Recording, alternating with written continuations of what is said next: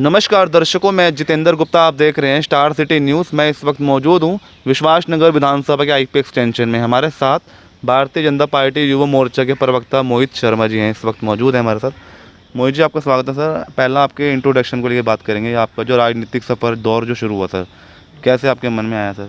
धन्यवाद जितेंद्र जी। आपके news channel के माध्यम से मैं सभी को धन्यवाद देना चाहता हूं। मुझे बहुत जगह से बधाई मिल रही है, संदेश आ रहे हैं कि मेरे को नई जिम्मेवारी मिली है। मेरा जन्म दिल्ली का ही है और दिल्ली में मैं प्राचीन दिल्ली में मेरा जन्म हुआ और मेरी स्कूलिंग और ये सब इधर ही पूर्वी दिल्ली से हुई है मेरी यहाँ पे। और राजनीतिक जीवन मेरे को बाल्यकाल से ही, अपने बचपन से ही समाज सेवा और देश के प्रति जो भी अच्छे काम होते हैं वो करने का मेरे को शौक़ था। स्कूल टाइम से ही मैं सेवा कार्यों में या स्कूल के अंदर भी कोई अगर कैंपेन होता था, कभी कोई ब्लड डोनेशन है या फिर कोई अगर फ्लड कहीं आ गया उसके लिए कलेक्शन है, तो उसके अंदर भी मैं हमेशा एक्टिव रहता था काम करने के लिए। तो उसके बाद जब अपना आगे थोड़ा बड़ा तो मैंने भारतीय जनता पार्टी ज्वाइन करी। राष्ट्र स्वयं सेवक संघ का मैं सदस्य हूँ। उसके बाद भारतीय जनता पार्टी ज्वाइन करी और आज आपके सामने हम संगठन का काम कर रहे हैं। जैसे कि कोरोना लॉकडाउन को लेकर बात कर लेते हैं। जी। इस वेव में आपकी क्या भूमिका रही सर? कोविड महामारी के समय जब लॉकडाउन 1 था तो हमने लोगों के घर राशन पहुंचाया, और जब लॉकडाउन 2 था तो वो तो समय ऐसा था कि उसके अंदर जितने भी हम संभव प्रयास कर सकते थे हमने करे। लोगों के घर, चाहे हमको खाना पहुंचाने का हो, हम डेली हम लोग खाना पहुंचाने जाते थे। हम लोग खुद जाते थे कोविड पेशेंट के घर जो होम क्वारंटीन थे, और ऑक्सीजन सिलेंडर पहुंचाने हो और तमाम जो भी चीज़ें करनी हो, हम ये ला लो कि कोविड के उस समय हम 4 या 5 घंटे उसके हम सोया करते थे। आपकी दिल्ली प्रदेश युवा मोर्चा की अभी जो नई टीम गठित हुई है वासु रुक्कड़ जी द्वारा, जैसे आपको अभी पार्टी में अभी आपको प्रवक्ता बनाया है, इसको लेके आप क्या कहना चाहोगे? आने वाले क्या प्लान्स हैं आपके? देखिए, सबसे पहले तो मैं आदेश गुप्ता जी का, दिल्ली प्रदेश अध्यक्ष, और भारतीय जनता युवा मोर्चा दिल्ली प्रदेश अध्यक्ष वासु जी का धन्यवाद करता हूं, जिन्होंने मुझे ये जिम्मेवारी दी दिल्ली प्रदेश में प्रवक्ता की युवा मोर्चे में। और हमारी जो योजनाएं हैं, अभी जैसे बहुत सारी बैठकें हमारे युवाओं के बीच होने वाली हैं। मोदी सरकार की जितनी भी योजनाएं हैं वो हम नीचे तक लेके जाने वाले हैं। और जो हमारे दिल्ली का जो एक निकम्मा विपक्ष जिसे मैं कहूँगा, जो सिर्फ एब्यूजिंग और एक्यूजिंग की राजनीति करता है, उसके ऊपर बहुत सारी हमारी जो खुलासे करने हैं, उसके ऊपर हमारा बहुत सारा काम चल रहा है और जो जल्द ही आप लोगों के बीच वो आ जाएंगे।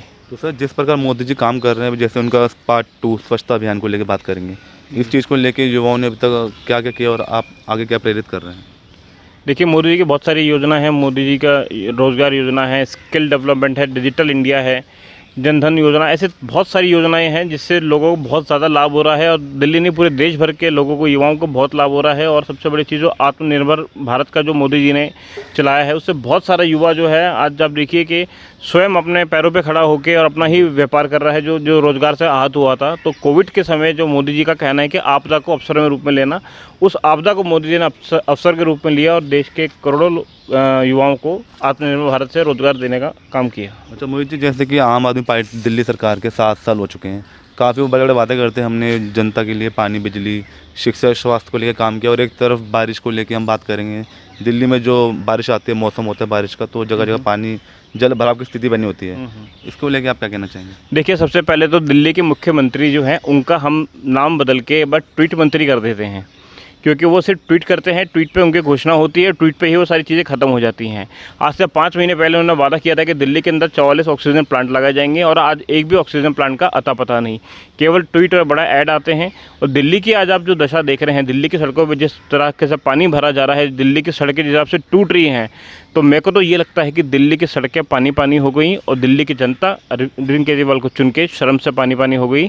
दिल्ली पे उनका ध्यान नहीं, कभी गोवा, कभी पंजाब, कभी उत्तराखंड, कभी कहीं वो रहते हैं। दिल्ली पे ध्यान दिया होता तो आज ये दशा नहीं होती। सर, आपकी पूर्व दिल्ली लोकसभा है, गौतम गंभीर वहाँ के सांसद हैं, और विश्वास नगर आपका विधानसभा लगता है ओम प्रकाश शर्मा जी, और एक काउंसलर भी आपके अर्पणा गोयल जी। तो एक मेजोरिटी से आपकी सरकार है, तो वहाँ के लोग, वहाँ के क्षेत्र को लेकर बात करेंगे सर, क्या क्या डेवलपमेंट, क्या बदलाव हुआ वहाँ का? देखिए, गौतम गंभीर जी का चाहे काम हो, चाहे विधायक जी का हो, चाहे अपर्णा जी का हो, भारतीय जनता पार्टी का कोई भी अगर कार्यकर्ता अगर किसी पदवी पे बैठता है तो राष्ट्र हित के लिए काम करता है, जनता हित के लिए काम करता है। गौतम गंभीर जी भी बहुत अच्छा काम कर रहे हैं। जिस हिसाब से जन रसोई आप देखते जा रहे हैं, 3 खुल चुकी हैं, अभी एक और खुलने वाली है।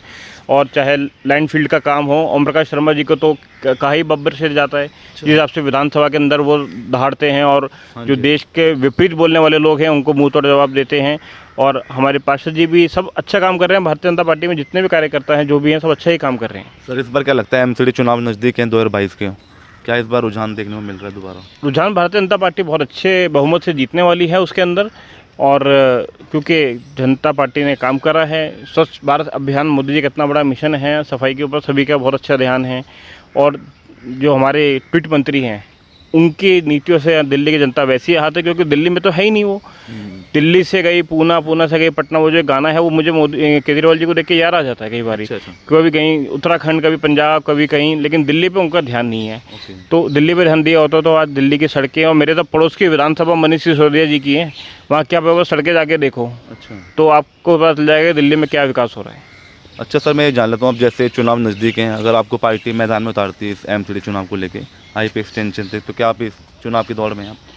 देखिए, जो भारतीय जनता पार्टी का कार्यकर्ता होता है ना, वो ये सोच के या ये देख के काम नहीं करता कि उसको उतारेगा तो वो काम करेगा। वो राष्ट्र समर्पित होता है। संगठन का जो काम मिलता है वो हम करते हैं, और हम ये सोच के काम नहीं करते कि हमको कुछ अगर मिलेगा तो हम क्या करेंगे क्या नहीं करेंगे। संगठन का जो जिम्मेवारी अभी प्रवक्ता की दी है उसको हम बखूबी निभा रहे हैं, बाकी सब संगठन की नीति पर डिपेंड करता है। अच्छा, और कुछ अपनी जनता को अपने लास्ट में एक संदेश छोटा सा देना चाहेंगे? देखिए, मैं एक आपके चैनल के माध्यम से मैं एक संदेश सभी को ये देना चाहता हूँ कि ये राज्य, ये देश, ये हमारा है। हम लोग केवल कमियां निकालते हैं कि सरकार काम नहीं कर रही, प्रशासन काम नहीं कर रहा, लेकिन हम कभी भी उसके बदलाव का हिस्सा नहीं बनते। मैं सभी को ये बोलना चाहता हूँ कि आप बदलाव का हिस्सा बनिए। जितनी जिम्मेवारी हम राजनीतिक लोगों की या समाज सेवियों की है, उतनी आप लोगों की भी है। तो आप इस बदलाव के अंदर आके जुड़िए, क्योंकि अभी मौका है। मोदी जी कहते हैं कि यही समय है, सही समय है, तो यही समय है, क्योंकि हमको एक सरकार ऐसी मिली हुई है, मोदी जी एक ऐसे प्रधानमंत्री मिले हुए हैं जो जनता की आवाज़ सुनते हैं। कभी मन की बात अगर आपने सुनी हो तो उसके अंदर वो बातें होती हैं जो आप चौराहों पे, जो आप अपने लोकल एरियो में या फिर अपने मेट्रो में आते आते या बस में आते आते करते हो। तो मोदी जी जनता की आवाज़ में बात करते हैं, तो हमारा भी कर्तव्य बनता है कि हम इस सरकार का, मोदी जी का साथ दें और बदलाव में आगे बढ़ें। धन्यवाद आपका sir Mohit Sharma ji, star city news में समय देने के लिए। तो ये हमारी सीधी बात मोहित शर्मा जी से, स्टार सिटी के साथ मैं जितेंद्र गुप्ता।